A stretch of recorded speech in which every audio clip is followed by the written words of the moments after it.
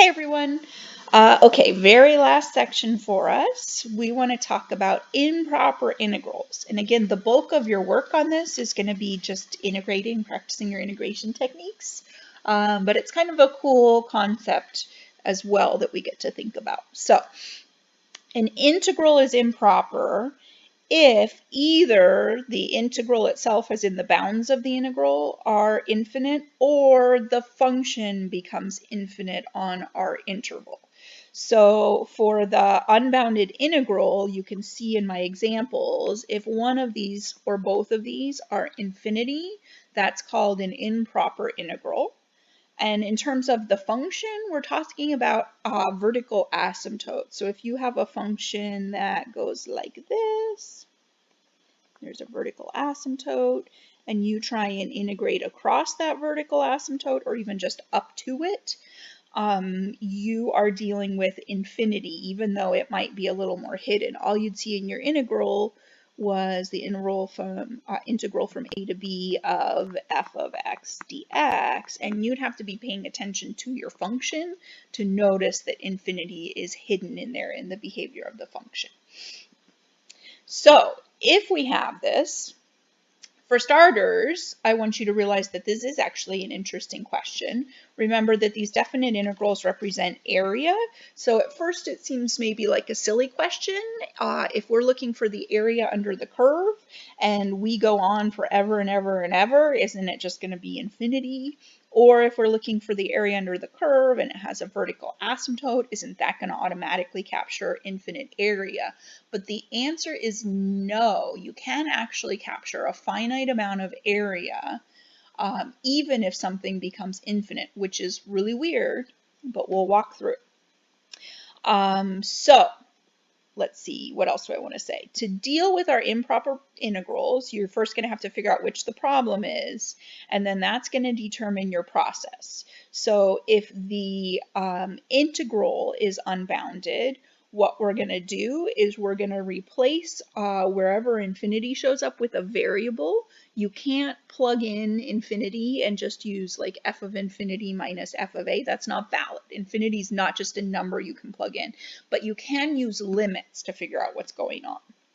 So in this first one, we'd replace our infinity with a variable. Oops, I guess I better not use a because that's already in there. And then we would work through the whole thing with a variable in there, and as a very last step, we take a limit to see what happens as our antiderivative gets these inputs closer and closer to plus or minus infinity. This last one you actually have to split into two so that you can get two limits in the mix, so I'll show that one in a minute. But that's the idea. So use limits to stop short of infinity and then see what happens as you get closer and closer and closer to infinity. With a function that has a vertical asymptote, an unbounded function, you're going to use the same kind of thinking, but we're not stopping short of infinity and then seeing what happens as we get closer. We're stopping short of the asymptote and seeing what happens as we get closer. So this one would actually have to have two as well. So let me just change my picture for a minute. Let's say our asymptote is at C and we're integrating up to C so that I only have to do this in one. Okay, so if this is our picture, we're going to go ahead and say, well, we can't go up to C, so let's go ahead and stop at some number before C. And this is a variable. We're actually going to plug in variable n, and then we'll use a limit to creep up and see what happens as we get closer and closer to C. So it's always limits that are the answer, and then it's just a matter of substituting out wherever the infinity shows up, either in the bounds, clearly in the bounds as infinity, or in the function as a vertical asymptote. Okay, so here's some pictures so that we can walk through the general cases and then I will give you examples. So if this is what we're trying to do, we're trying to integrate function f of x from a to infinity. Pen, right. What happened? Working. I don't know why my pen keeps quitting. Hold on, let me reset it.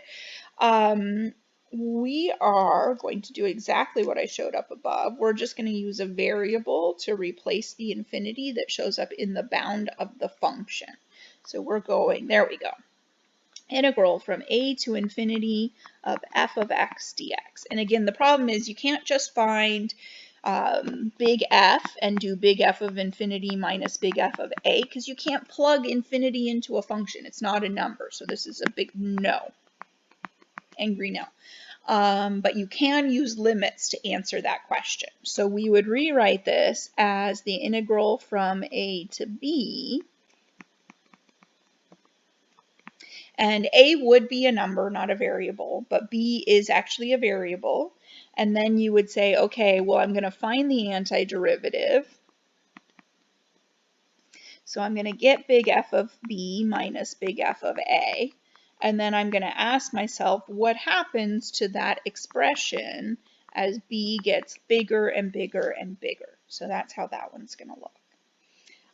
Similarly, this is just going the other direction. It works equally well. So this would look like we're going from negative infinity to b with function f of x. And we can't actually plug in negative infinity to our antiderivative. So we're going to go ahead and replace that with, here I'm just going to start using n's, some number that's not quite in our head, not quite as big as b, and then we're going to take the limit as, oh wait a minute, what am I saying? Approaching b. N is not quite as small as negative infinity, but we are going to find our antiderivative and then see what happens as n gets closer and closer to negative infinity. So we'd have big F of b, which is just a number, minus big F of n, and then we take the limit as n goes to negative infinity and see what happens. And again, it's weird, but if your function drops off to 0 quickly enough, that can actually be a finite amount of area. You catch a finite amount of area in an infinitely long shape. Okay, let's see what some other variations are. Okay, so this one, and notice this is really key. If it's not leveling off to 0, there's no way you're getting finite area. You're going to get infinite area for sure if that doesn't flatten out really quickly. So this one is one where we're looking for integral from negative infinity to infinity. So we actually have two problems, and if you have two problems, you're going to have to split this into two parts. So pick a number to split it at, and it doesn't matter what number that is. This is totally arbitrary. So I'm going to pick C, and this really would be a number here. We'll even call it 2, but it can be whatever number you want. So I would first say I can't have two problems in one integral. It gets too tricky. So I'm going to go from negative infinity to negative 2. And then I'm going to go from negative 2 to infinity. Move this thing out of my way. And then in each one of those, we'll use our trick. So we'll say, okay, well, the first one, I'm going to remove infinity from the integral by giving a variable name to that bound.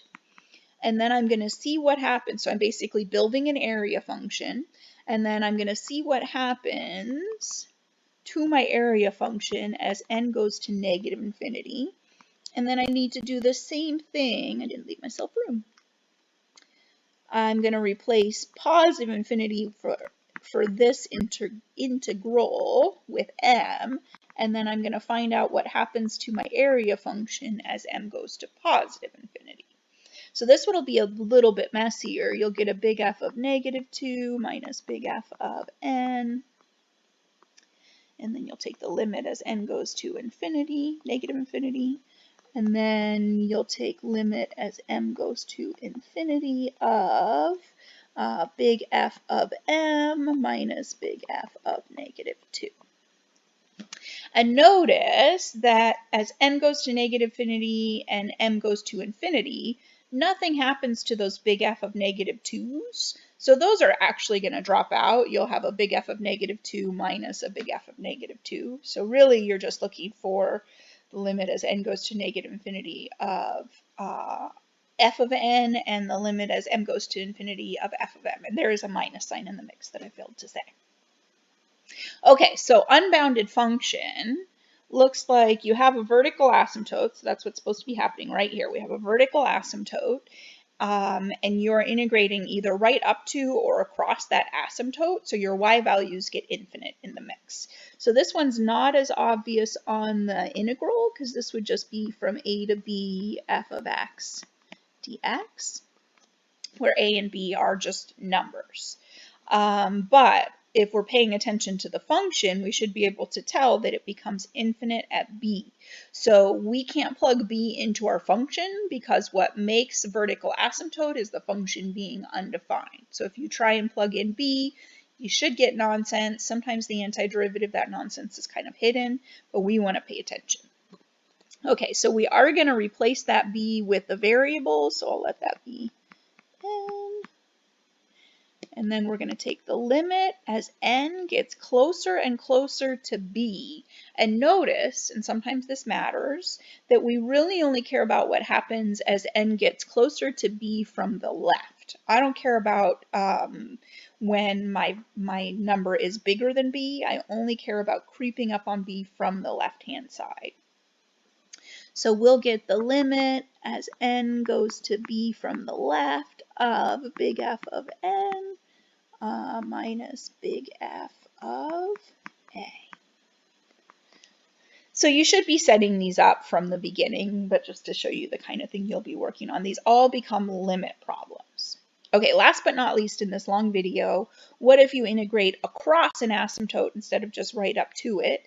And the answer is you'll just have to split this into two parts because it's like having two problems again. So if we're trying to work on this, you'll have to pay attention to those functions and see where the vertical asymptote is. You should be able to tell.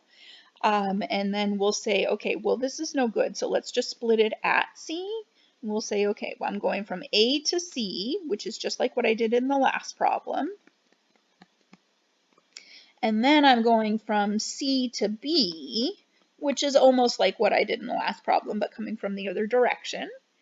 And then we need to get rid of all those C's. C is not a valid input for this function and shouldn't be doing us any favors for the antiderivative either. So we'll take a limit as n goes to infinity of big F of, oh, no, I'm getting ahead of myself, little f of x dx.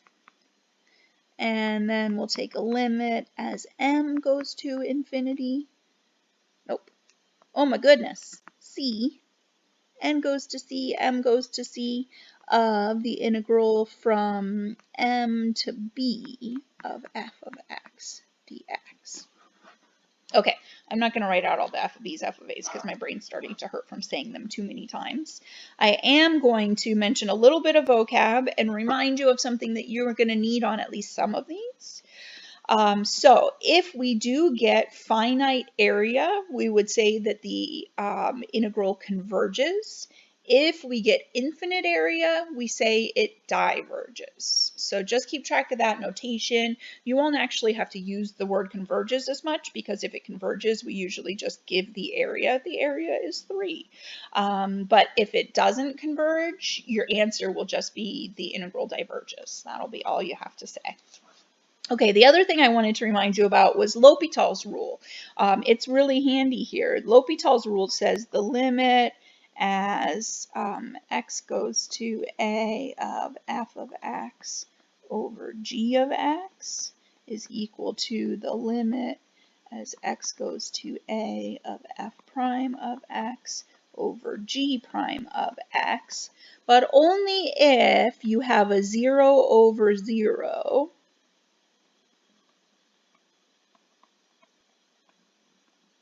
or an infinity over infinity. So, and give or take a minus sign, we don't really care. So if f and g are both going to 0, L'Hopital's rule works. If f and g are both going to infinity, L'Hopital's rule works. And we can also get clever. Sometimes if you have products, so your form is f going to 0, g going to infinity, and you have an f times g, you can rewrite that as f over 1 over g, and then it's a 0 over 0 again. So we can get tricky. I'll remind you of some of these things along the way. But you will sometimes need that to figure out the value of the limits. Okay, thanks for watching.